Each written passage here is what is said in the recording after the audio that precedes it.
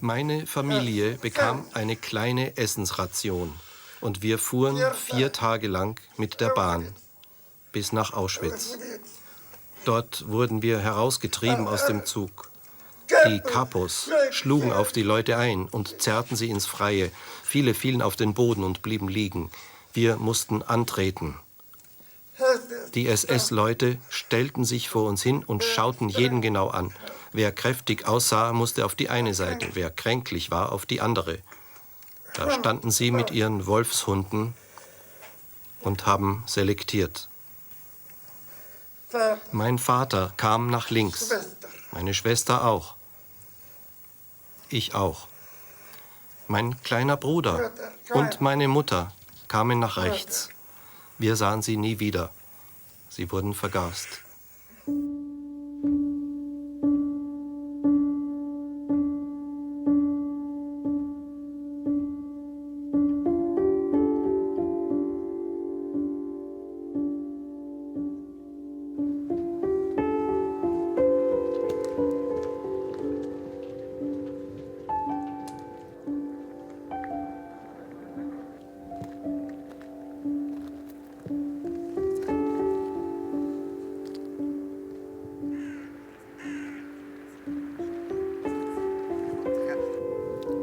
Jedes Jahr gedenken wir am 27. Januar der Opfer des Nationalsozialismus. Dieser offizielle Gedenktag wurde vom damaligen Bundespräsidenten Roman Herzog im Jahr 1996 eingeführt und wird bis heute begangen. Das Datum bezieht sich auf die Befreiung des Konzentrationslagers Auschwitz am 27. Januar 1945 durch den Einmarsch der russischen Roten Armee. In der Zeit des Nationalsozialismus war Auschwitz das größte Tötungs- und Vernichtungslager. Allein in Auschwitz sind rund 1,1 Millionen Menschen ums Leben gekommen. Ungefähr 1 Million davon waren Juden. Aber nicht nur jüdische Menschen. Jeder, der dem Menschenbild der Nationalsozialisten nicht entsprach, war betroffen. Die nordische Herrenrasse, blaue Augen, helle Haut, blonde Haare und von kräftiger Statur, wurde als höherwertiger angesehen. Zur minderwertigen Rasse gehörten unter anderem behinderte Menschen, Sinti und Roma, Kranke und auch Gehörlose. An die 1400 bis 1500 gehörlose Menschen wurden getötet. Hinzu kommen noch 15.000 bis 16.000 Gehörlose, die von Zwangssterilisation betroffen waren.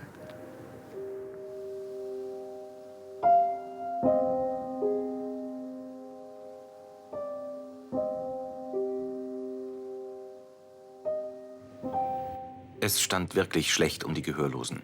Einer nach dem anderen wurde zwangssterilisiert, Männer und Frauen. Man hat von immer mehr Gehörlosen im eigenen Umkreis erfahren, dass sie auch betroffen waren. Selbst nach einem Sieg der Deutschen hätte es für uns Gehörlose nicht gut ausgesehen. Die Deutschen wollten saubere, reine und erbgesunde Menschen haben.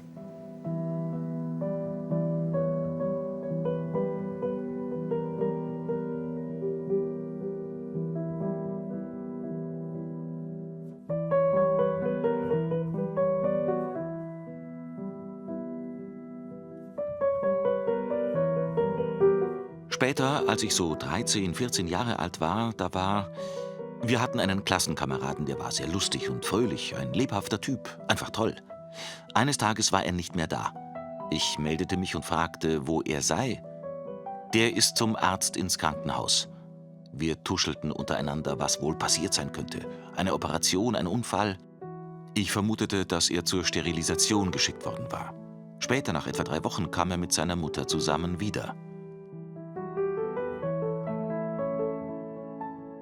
Die Mutter sprach irgendwas mit dem Lehrer und ich winkte zu ihm hinüber. »Hey, was ist passiert?« Er schüttelte nur traurig den Kopf.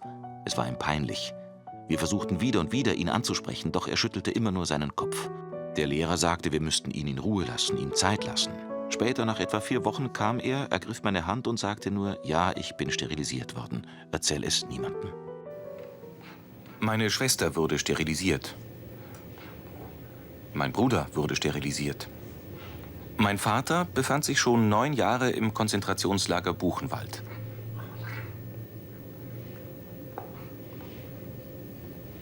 Meine Mutter überlegte, wie sie mich verstecken könnte. Sie fragte eine Kollegin, die war einverstanden. Und so kam ich nach Polen. Als meine Schwester meine Mutter fragte, wo ich denn geblieben wäre, antwortete sie, ich sei tot. Damit wollte sie verhindern, dass meine Schwester aus Versehen etwas verraten könnte. Nach circa 2 Jahren bekam ich einen Brief von meiner Mutter. Sie schrieb mir, dass das Gesundheitsamt der SS, in dem alle Unterlagen über Zwangssterilisation aufbewahrt wurden, ausgebombt worden war. Somit konnte ich wieder zurück nach Berlin.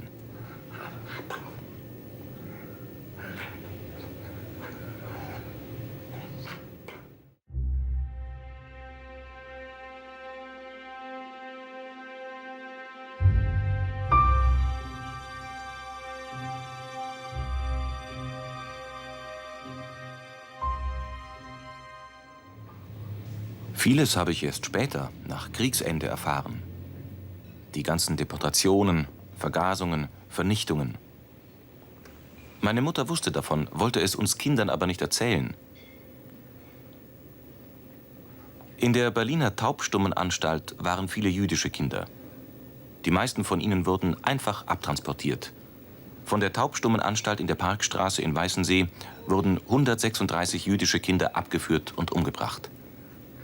In Berlin waren viele jüdische Gehörlose in Vereinen organisiert. Juden habe ich immer als sehr gutherzig kennengelernt. Sie wurden alle deportiert.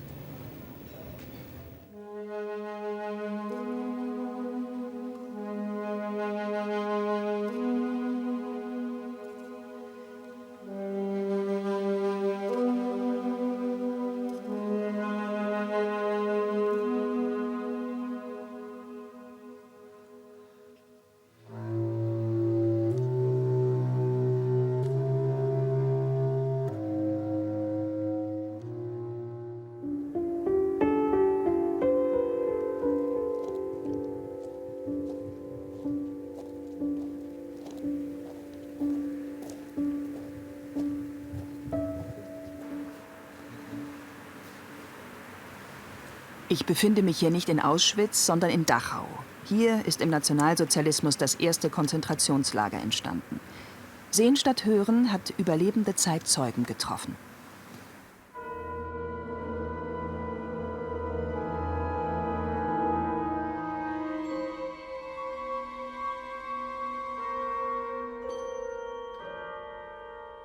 Die spätere Judenvernichtung hat sich schon abgezeichnet. Man hat mich wie einen Aussätzigen angesehen oder wie einen Leprakranken. Im November 1938 wird David Bloch ins KZ Dachau verschleppt.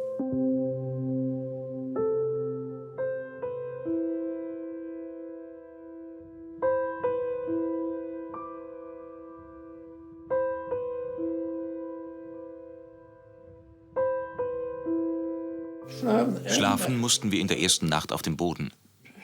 Am nächsten Morgen wurden die Namen aufgerufen und alles aufgeschrieben.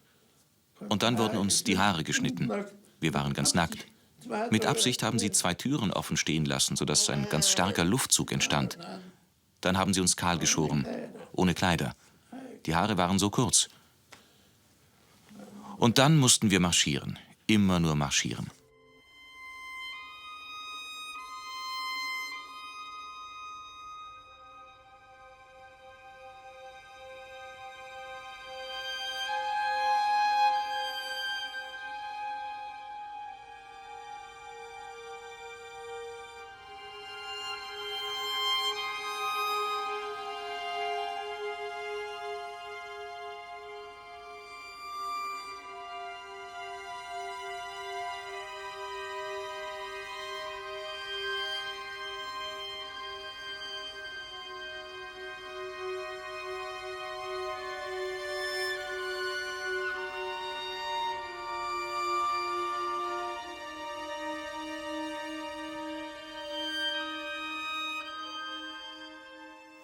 Die Zeit war damals für die Juden so schlimm, dass sie nirgends hinfliehen konnten. Die Fluchtwege waren alle versperrt. Es gab nur noch diese eine, die letzte Möglichkeit rauszukommen.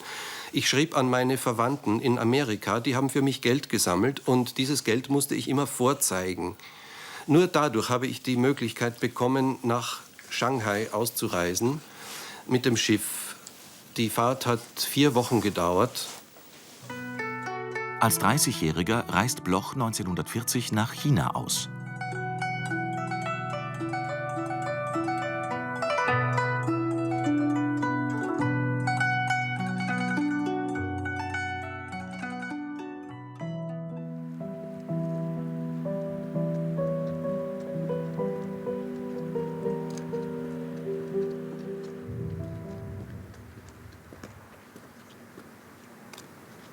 Diejenigen, die Verwandte im Ausland hatten, konnten bei ihrer Flucht von ihren Familien unterstützt werden.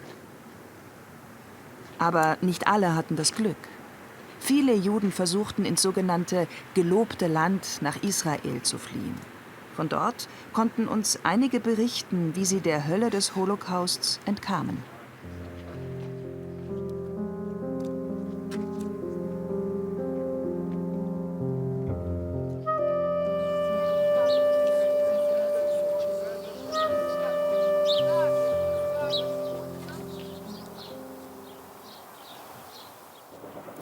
Ich bin jetzt hier in Jerusalem, um eine weltweit bekannte Stätte des Gedenkens an den Holocaust zu besuchen. Ihr Name ist Yad Vashem.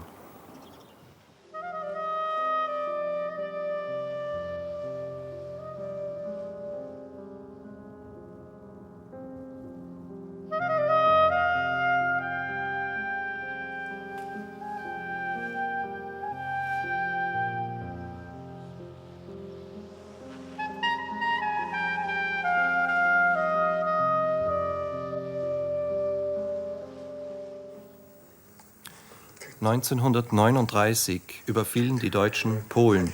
Sie kamen nach Warschau und zu uns nach Lodz. Wie hätte ich fliehen können? Es gab keinen Ausweg.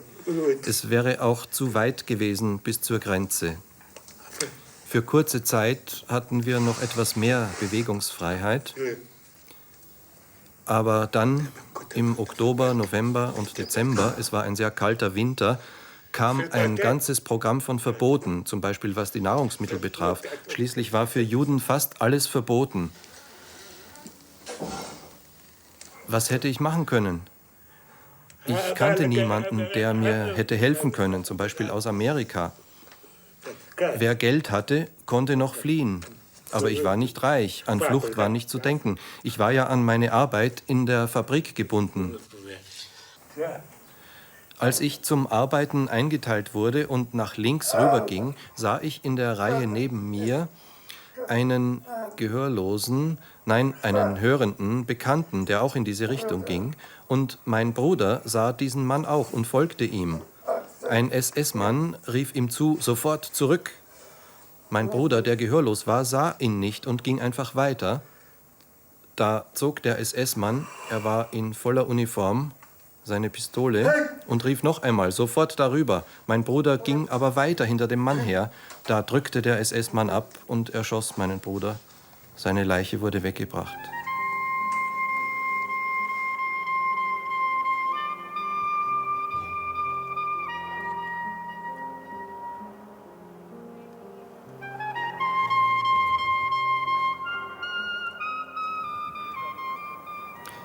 Das dort oben ist das Original eines Viehwaggons der ehemaligen Deutschen Reichsbahn. In so einen Waggon wurden über 100 Menschen hineingepfercht, um sie in die Konzentrationslager, wie zum Beispiel Auschwitz, zu deportieren. Oh Gott, wie die Menschen da aneinander zerrten. Wie sie sich auf engstem Raum drängten. Ich dachte, ich bekomme keine Luft mehr. Das halte ich nicht lange durch. Viele weinten. Die Türen blieben während der ganzen Fahrt verschlossen. Es war immer dunkel. Wir konnten nichts sehen. Der Zug fuhr und fuhr und fuhr.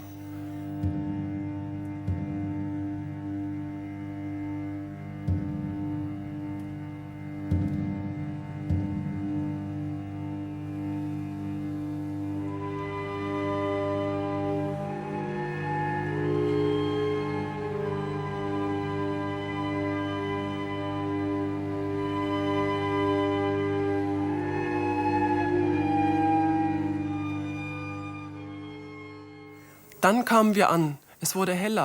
Und was wir sahen, war schlimm. Wir mussten weinen, weil wir schon ahnten, dass jetzt für uns das Ende kommen würde. Dann ging es los. Die Aufseher packten uns und holten uns raus. Kapos wurden sie genannt. Sie zerrten alle raus. Dann mussten wir antreten. Da standen die deutschen Offiziere mit Reitpeitschen in der Hand und trieben die eine nach der einen und die anderen nach der anderen Seite. Wir wurden aussortiert. Auch viele Kinder waren dabei.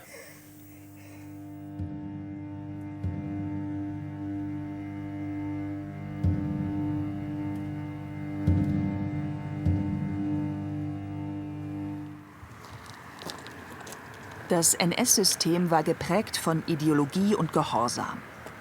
Viele Menschen konnten in dieser Zeit nur überleben, weil es im Verborgenen unbekannte Helden gab, die ihnen geholfen haben zu entkommen. Bevor wir Deutschland verlassen konnten, mussten wir noch eine Untersuchung machen. Die englische Regierung verlangte gesunde Menschen. Der Arzt untersuchte meine ganze Familie und er konnte keine Probleme feststellen. Bei meiner Schwester nicht und bei den anderen auch nicht. Ich schaute gerade aus dem Fenster, weil mir langweilig war. Da rief mich der Arzt von hinten und ich antwortete nicht. Da schrieb er auf das Blatt taub. Beim Palästinaamt sagten sie, Sie können alle fahren. Nur Ihre Tochter muss hier bleiben. Sie ist taubstumm, sie darf nicht fahren. Meine Mutter war empört. Ich soll meine Tochter verlassen, weil sie taub ist? Nein, ich lasse sie auf keinen Fall hier. Und sie verlangte eine nochmalige Untersuchung bei einem Spezialisten. Und ein Professor schrieb dann auf das Blatt hörend. So hat es geklappt, dass ich hierher kommen konnte.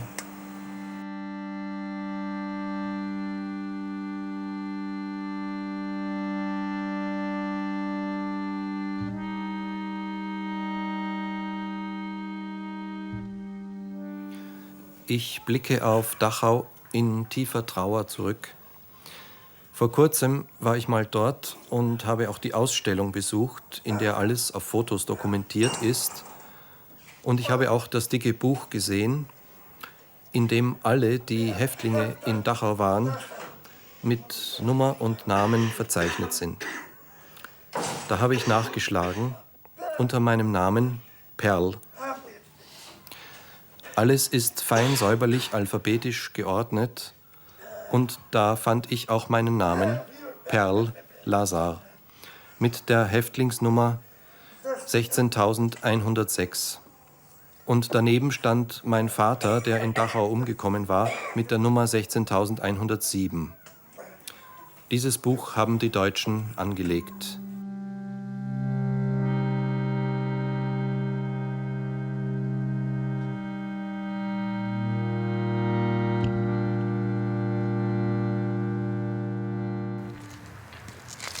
Unter den Opfern des NS-Regimes waren auch bekannte Persönlichkeiten.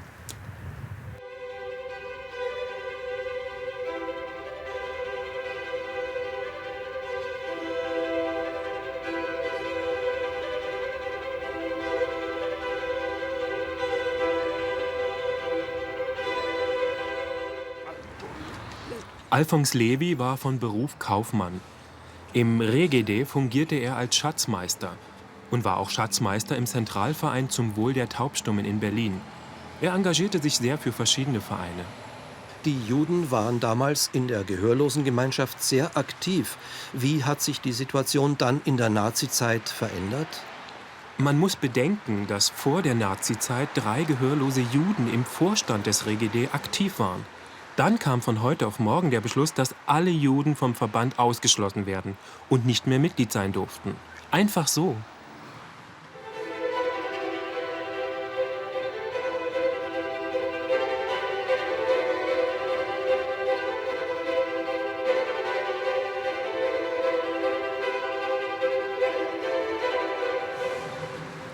Erwin Kaiser war zu dieser Zeit Vorsitzender des Vereins zur Förderung der Interessen israelitischer Taubstummer e.V. Der Verein gründete sich bereits 1896 und feierte 1936 in Berlin sein 40-jähriges Jubiläum, welches unter anderem von Erwin Kaiser organisiert wurde. Der Verein zählte zum Ende hin über 400 Mitglieder. Das waren immerhin 2/3 aller jüdischen Gehörlosen in Berlin.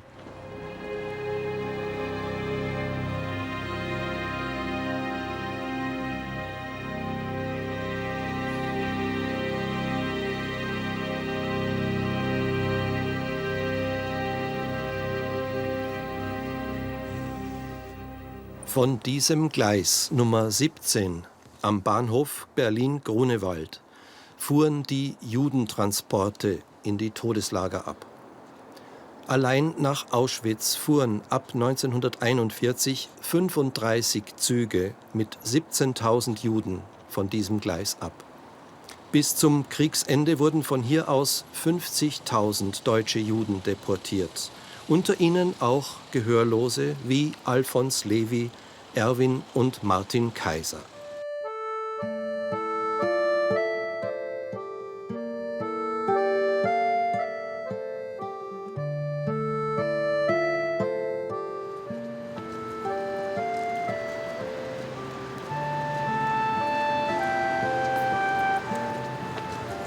Eine lebendige Erinnerungskultur ist gerade in Zeiten wie diesen wichtiger denn je. Auch heute noch werden Menschen verfolgt, unterdrückt, gedemütigt, ausgegrenzt, gar inhaftiert oder ermordet, weil sie fremd aussehen, eine andere Meinung haben oder weil sie homosexuell sind.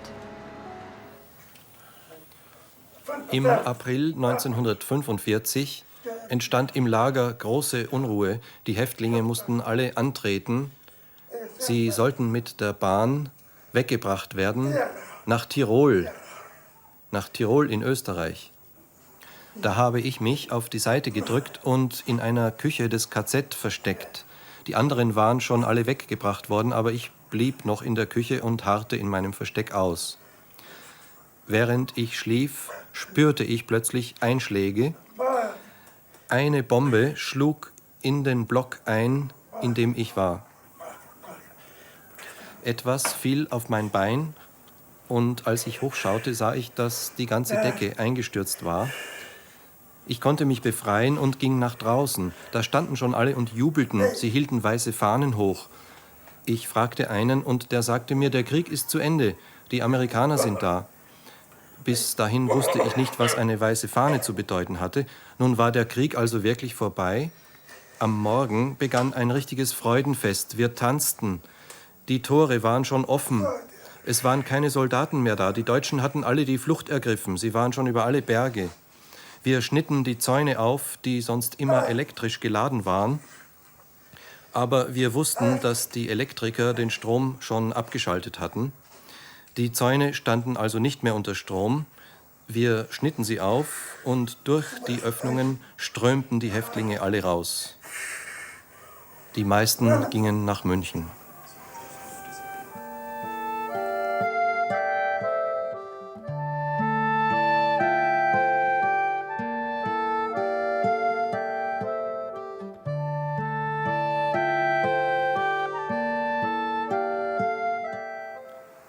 Als damals die Bomben fielen und die Amerikaner uns befreiten, freuten wir uns natürlich.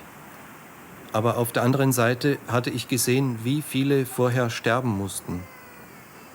Trotz der Befreiung war bei mir die Trauer stärker als der Jubel.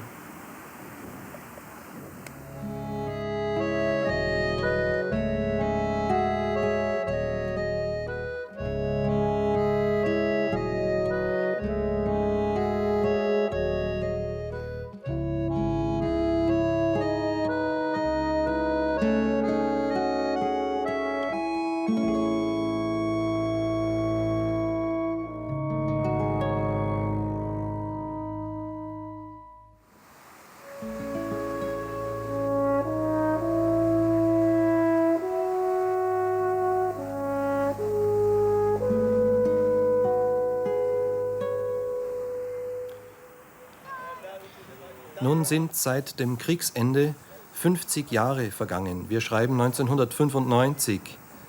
Habt ihr vieles vergessen oder sind die Erinnerungen noch stark?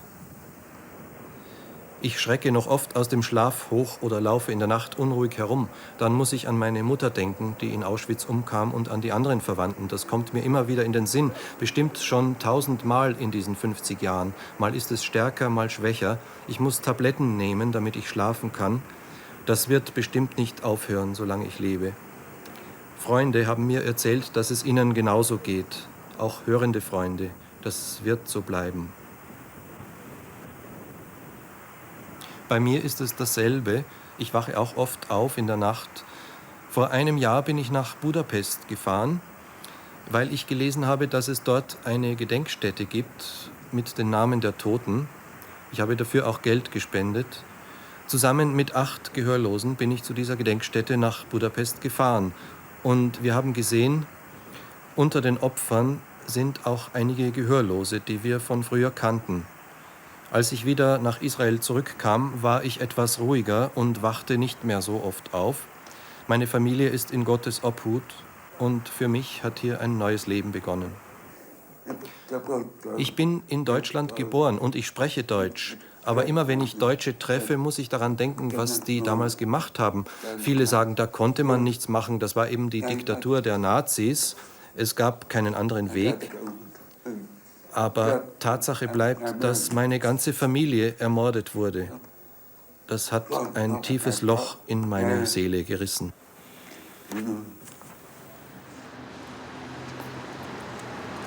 München war ein zentraler Ort für die Nationalsozialisten. Wer damals hier an der Feldherrenhalle vorbeiging, musste den Hitlergruß machen.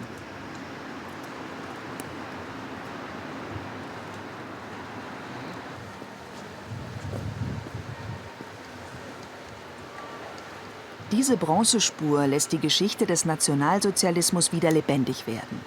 Sie erinnert an die Menschen, die sich dem NS-Regime nicht beugten. Weil sie es ablehnten, den Hitlergruß an der Feldherrenhalle zu machen, nahmen sie über diese kleine Gasse einen Umweg.